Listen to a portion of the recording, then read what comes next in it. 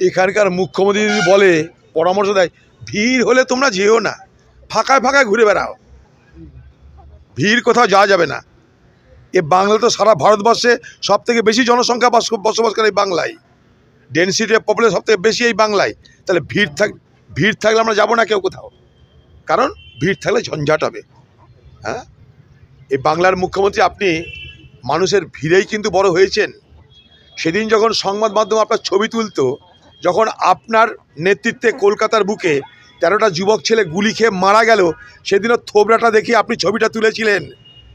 হ্যাঁ, ছবিটা তুলে প্রমাণ করতে চেয়েছিলেন আপনি যে দেখো আমি কত বড় বিপ্লবী, কত আন্দোলন করছি। আপনার খামখেয়ালি বদমাইশির জন্য 13টা যুবক মারা গেছে এই বাংলার কলকাতাতে।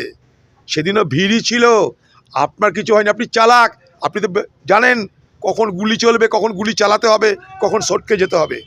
সেদিনকে যখন যুবকরা গুলি খাচ্ছে আপনি সটকে গেলেন, ফুটে গেলেন ওখান থেকে।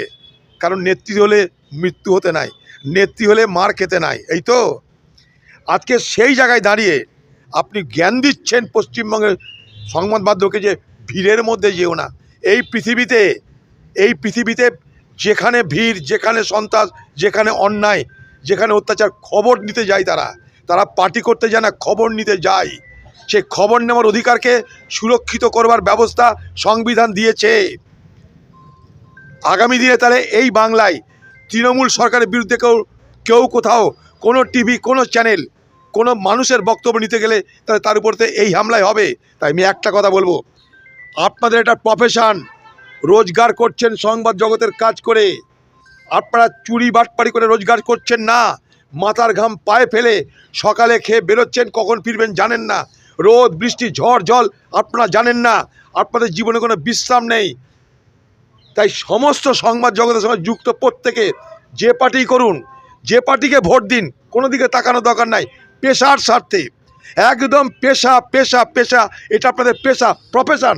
পেশার স্বার্থে সব এক হয়ে আপনার প্রতিবাদে ঝাঁপিয়ে পড়ুন।